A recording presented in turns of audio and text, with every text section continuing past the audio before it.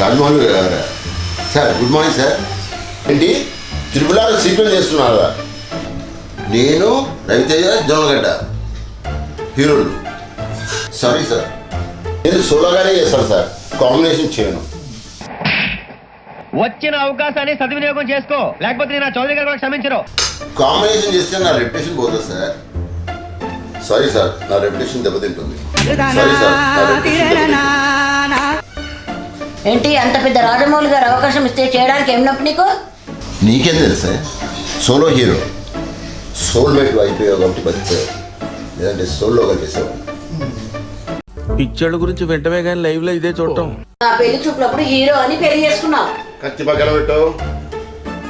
పెద్దబాబు కడుపులో పడ్డప్పుడు cinema okay అయింది అన్నావు. కత్తి పక్కన పెట్టు. రెండోడు కడుపులో పడ్డప్పుడు షెడ్యూల్ వేస్తున్నారని చెప్పావు. కత్తి పక్కన పెట్టు. మూడో పాప కడుపులో పడ్డప్పుడు సినిమా సెట్కి వెళ్తుందన్నావు.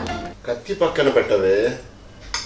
ముగ్గురు పిల్లలు బయటకు వచ్చారు కానీ నీ సినిమా మాత్రం అక్కడే అయిపోయింది. అలా కత్తి పక్కన పెట్టవే.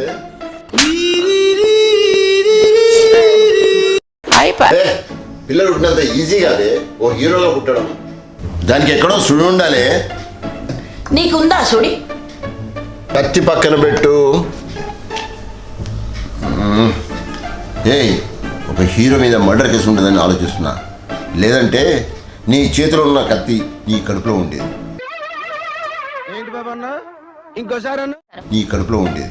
నేను అదే ఆలోచిస్తున్నా, లేకపోతే ఈ చేతిలో ఉన్న కత్తి నీ కడుపులో ఉండేది. కత్తులు ఎందుకే అంటారు, ఏదో కామెడీగా అన్నాను. నువ్వేమైనా సీరియస్గా తీసుకున్నావా? కామెడీగా అన్నాను, సీరియస్గా తీసుకున్నావా? అమ్ములు బుజ్జులు సీరియస్గా తీసుకోవద్దు, కామెడీ చేశా.